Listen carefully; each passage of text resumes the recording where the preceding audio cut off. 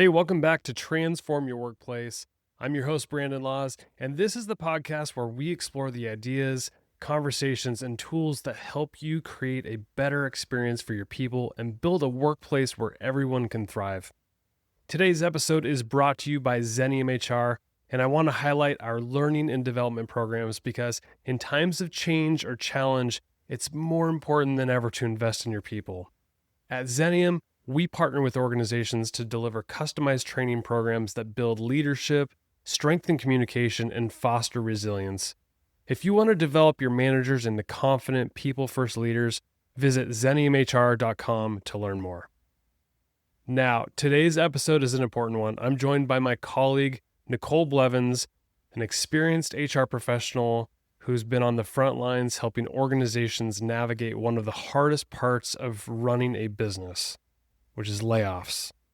No one wants to have to make tough staffing decisions, but economic pressures, funding cuts, and organizational shifts sometimes make it unavoidable. What matters is how you handle it and how you care for your people through the process. In this episode, Nicole and I talk about what a thoughtful, compliant, and compassionate layoff process actually looks like, how to prepare leaders to communicate a termination with humanity, why transparency and overcommunication are critical for preserving trust, and how to care for both departing employees and those who remain. This conversation is packed with insights for HR leaders, executives, and anyone who wants to lead with empathy, even during the hard times. All right, let's dive in. Here's my conversation with Nicole Blevins, Xenium's Director of HR Services.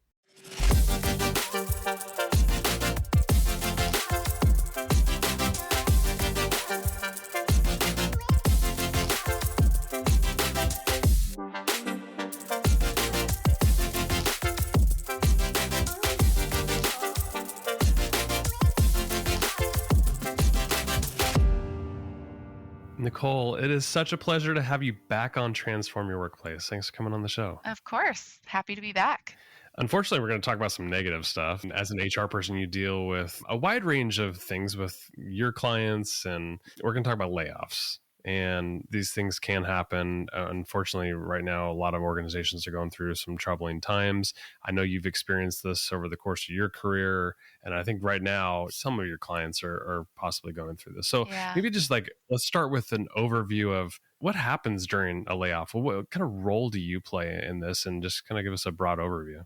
Yeah, layoffs are a really difficult and unfortunate part of just operating a business that happens sometimes. And they're emotionally and operationally difficult for not just like the leaders and HR and managers involved, but for the employees, right? It's really difficult, challenging time.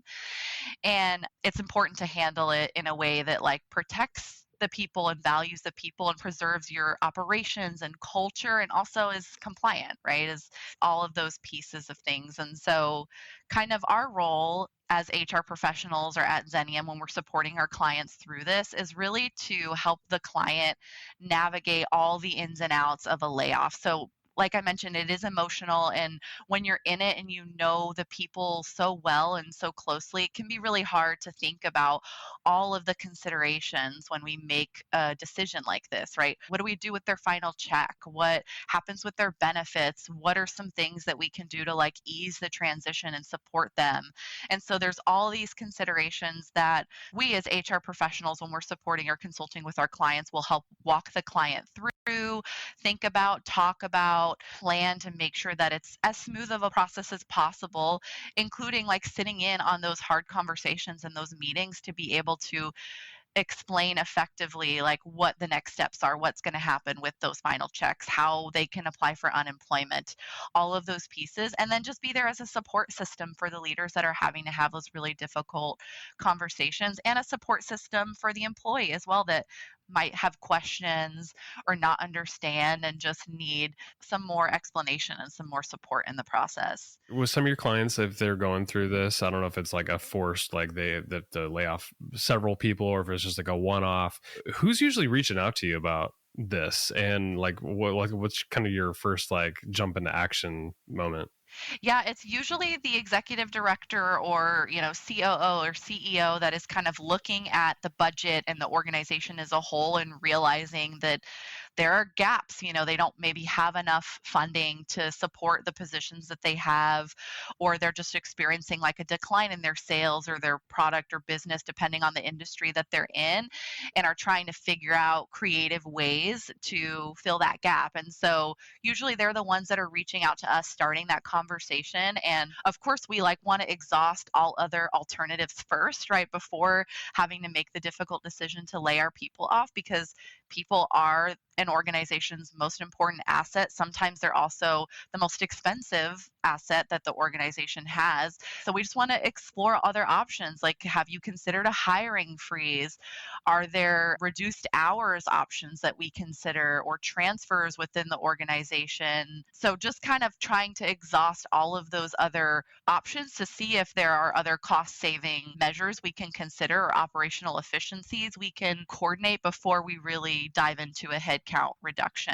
But a lot of times, none of those are feasible, right? Or I would say specifically nonprofits. I'm seeing going through a lot of layoffs and things right now, and that's specifically related to them not receiving federal funding, or the grants that they were receiving that supported some of the positions that they have been canceled or have significantly gone down, and they just simply don't have the funding, which was to directly pay for some of those employees. And so there's not really a lot they can do in terms of hiring freezes or other things to try to reduce those expenses and stay within their budget. And so they are kind of left with the unfortunate decision to have to lay people off. I imagine when an organization's facing budget issues or reduced revenue, imagine employees start to kind of pick up on that. And I'm sure rumors start going around, probably cultural impact. If you've ever caught wind of this, or if leaders have caught wind of like the rumor mill, like kind of swirling in the culture, like what's the best way to address something like that before like an actual layoff happens? Yeah.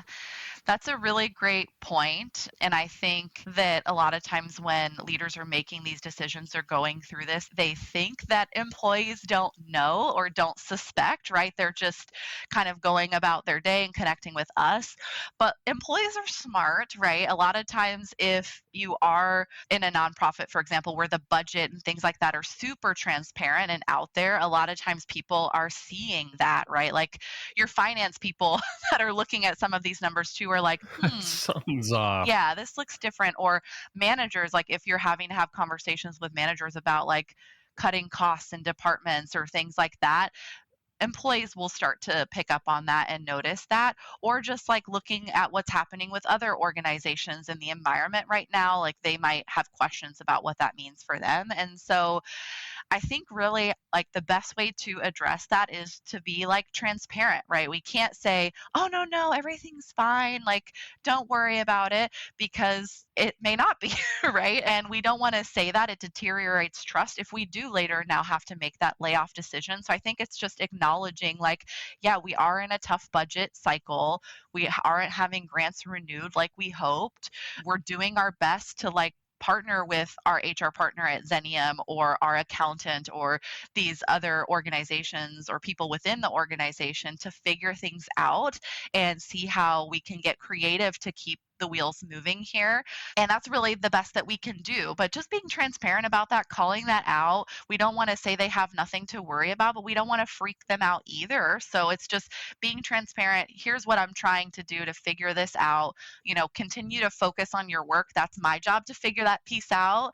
And so I'm going to do whatever I can to make the best decision for the organization and everyone involved. So again, it's also not a surprise if you do get to that point of layoffs. You've been kind of transparent or along the way, or people may have had a feeling that that was coming. And so it's less of a shock or surprise, and something they're a little bit more prepared to like receive if and when that time does come. I know you touched on this a little bit when we kind of opened this up, but let's kind of role play in a little bit. If a client calls you right now and says, Nicole, we're going through some tough times. I think I need to do a layoff, and I want to know like what are my next steps involved? Like what kind of action do you go into, and like really how do you coach them on like the steps leading up to the day where they actually go through a layoff? Yeah, I do like first and foremost listen with empathy, because like for someone to say that, they did a lot to get to that decision and to get to that point. And so a lot of times clients are looking to us to be a thinking partner. And so I want to listen, empathize, and kind of ask the question of like, have you explored these other alternatives? But again, if we land at this is what we have to do and this is where we are in the process, I want to talk about, all right, how many people are you thinking you're going to have to lay off as a result of the budget? How can we develop a fair and defensible like selection process of who are going to be the individuals that are impacted by this change so that we avoid any type of subjective decision making, right? We're being kind of clear on, are there certain areas or departments where there's not funding and that's where we have to make the cuts, or is it across the board we just need to strategize and figure out where we can still continue operations without certain positions?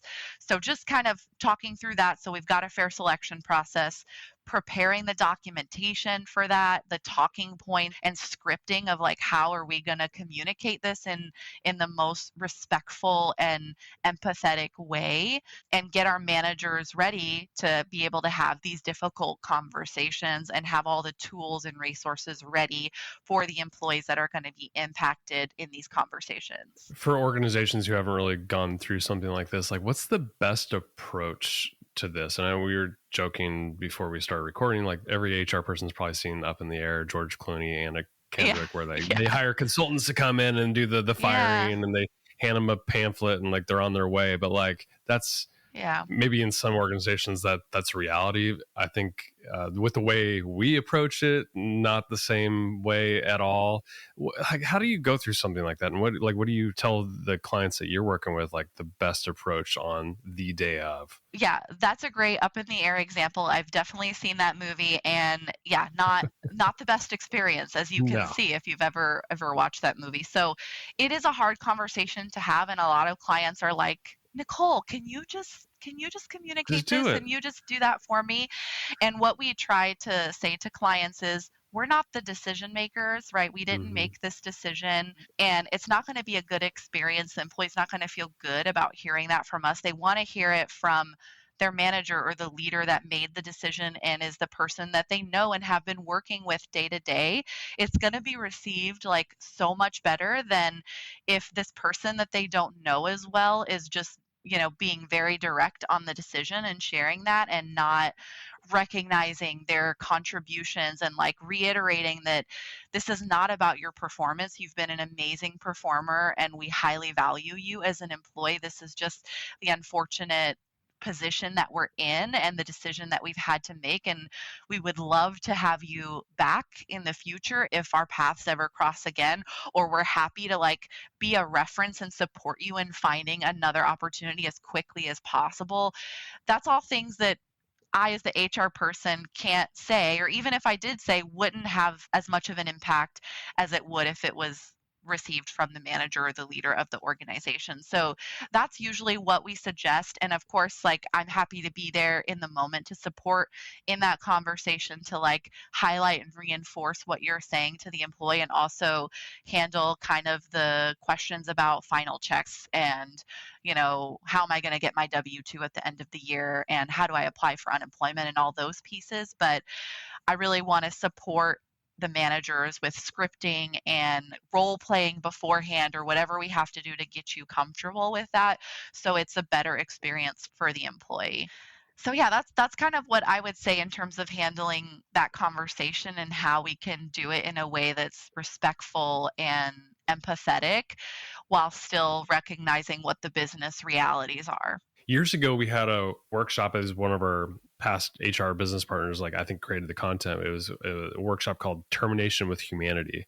And it seems like an oxymoron in some ways. It's like, termination and just by itself is like, it just seems cruel in a lot of ways, but you got to respect the reality of the business and the other jobs at stake. But there's probably a way to do it with humanity and respectfulness. Yeah. Is there any like language that you use or an approach that leaves people with like, oh, they actually respected me through this process, even though it was like not the result? Nobody wanted this, but like, how do you end that with respectfulness? Yeah, no, that's a great question. I don't know that there's any like specific language. And even if we did have specific language and scripting, what always happens is you just get in the meeting and it just like flows, right? It's usually hard to usually stick to a script like that. But I think like some of the things that I said just a moment ago of just like recognizing how valued they were, their performance, their contributions to the organization is a way to kind of go through that process with dignity and humanity and respect and recognizing them as a person and a human and like all that they've done for the organization. I think also sharing a little bit about the process that the organization went through to get to this decision so that employees know like we didn't just jump to layoff, right? We didn't just say we're just going to lay people off. We looked at ways to cut costs in other ways. We've maybe done hiring freezes already, as you've seen, or things like that to help them kind of see that, oh, okay, this was a last resort. You weren't leading with this, can I think help a lot because I do think people have that assumption of like, oh, you're just like taking this approach of like, we're just going to cut this and kind of move on rather than exploring other ways to impact the budget. But one other thing I would say is providing employees with resources and tools beyond that point to support them is really, really important. There are so many organizations that just like provide the letter of like, all right, here's your last day, best of luck, have fun, we'll mail you your W-2. But when you like take time in that meeting to say, we've put together all of these resources for you to help you in your transition.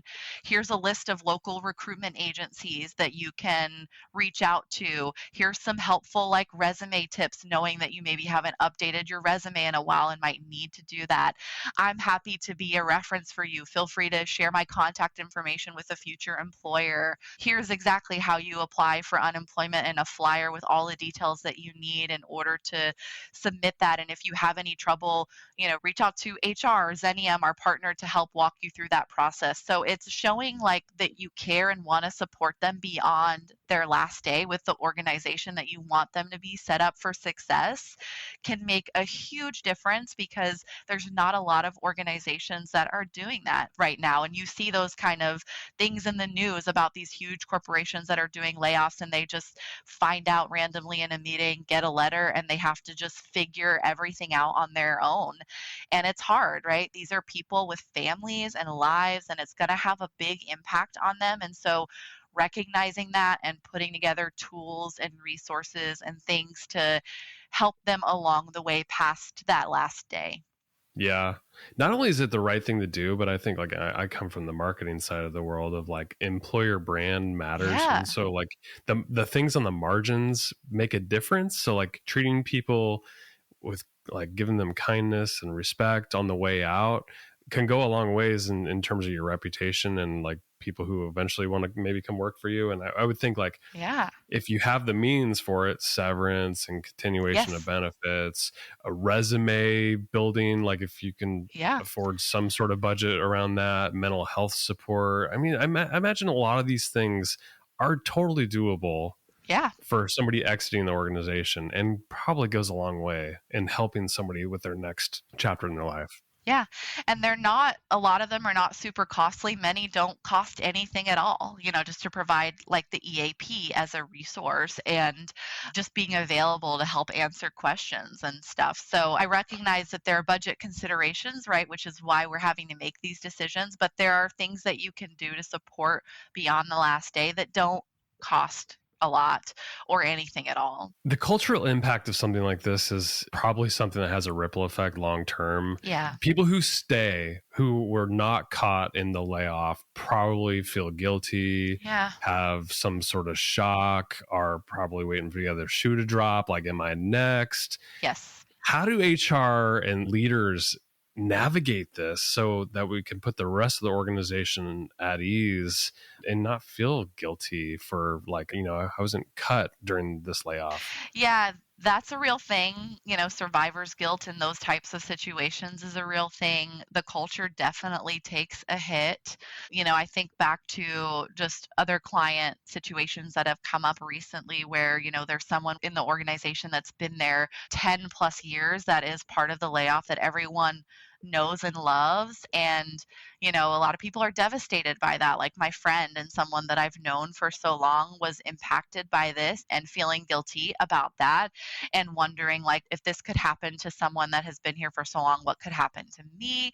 And all of those things enter people's minds. And to be transparent, there's not a ton we can do about that except for just recognizing that that's happening and that's going to impact how people are feeling in the workplace. It might impact their performance a little bit, and just being transparent, right? After all of these layoff conversations happen, have some communication with your employees in an email, talk about it in an all staff meeting, and like recognize that this happened. It was an unfortunate situation. It was a measure that was done to help us ensure that we don't need to do more layoffs. Again, we can't guarantee because we don't know what's going to happen in the future, but like this was a cost saving measure for us to retain as much of the staff as we could, all of you in this room.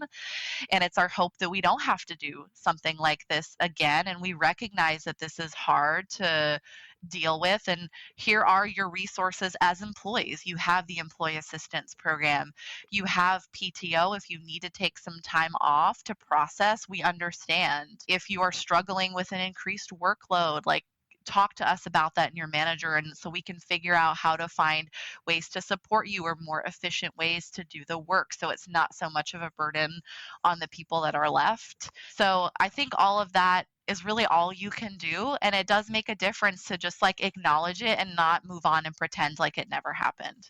I love what you're saying about this. I mean, I've always been a big proponent of like transparency and like over communicating things, because what happens is if you don't communicate, people make up stories and they fill in the gaps with what they believe is the reality. And I think even if troubling times are happening, like being open about it gives people a chance to not only prepare for what could happen, but also like decide like maybe I can self-select out and find something else before the inevitable happens.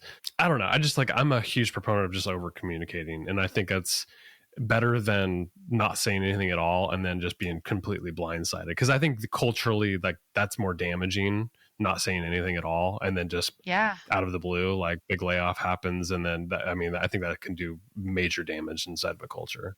Exactly. And like you said, when you don't explain the why and are transparent, people will make assumptions as to what the why is. And usually it's 10 times worse than what the reality is. So it's better to just, communicate what's going on so people don't make those assumptions, and you can keep the lines of communication open and have people feel comfortable coming to you directly with the questions that they have so that you can get ahead of things and answer that for them and share that out with the wider staff. So, yeah, just be human and supportive and transparent.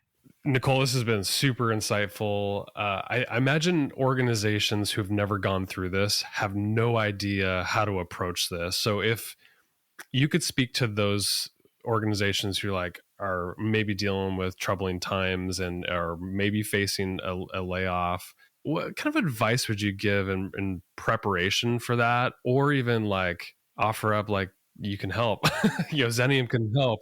Yeah, I mean, I was going to say, I think lean on an external partner like Xenium, like our HR business partners that support our clients, or an outside consultant, because when it happens, it is really overwhelming. It's emotional, and being able to rely on an outside third party in those cases to really take the emotion piece out of it and help them give you some really clear guidance on like, here are the steps, here are what you need to consider. you know is there money in the budget for severance? If not, what are some other things that we can do to support the person? So just kind of talking through all of that can be really helpful. And then also kind of passing it to us too, so we can help support with like drafting all of the letters for all of those employees and all of those like little pieces that are important that you may not have time to do as a business leader with everything else that you're trying to do to keep the wheels moving and keep the organization sustainable moving forward. So I would say that's my biggest piece of advice. And, absent that is just try to take care of yourself, to get creative about what you can do, and just be very objective in your decision making on who is being selected and why, and just documenting that really clearly.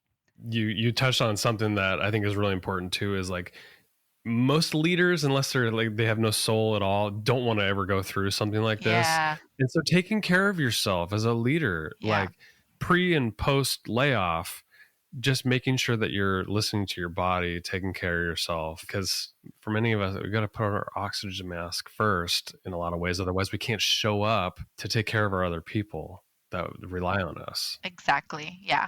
It's a lot. And a lot of those hard conversations and questions are coming to you. And so just take care of yourself so that you can continue to take care of your people moving forward through such a big transition. Nicole, thank you so much for your expertise in this area. I like to just talk about unicorns and rainbows most of the time. So having to talk about layoffs is not something I love to do, but you did it so perfectly, and I appreciate you sharing your expertise. Absolutely. Happy to support however I can. Thanks for coming on. Yeah, bye.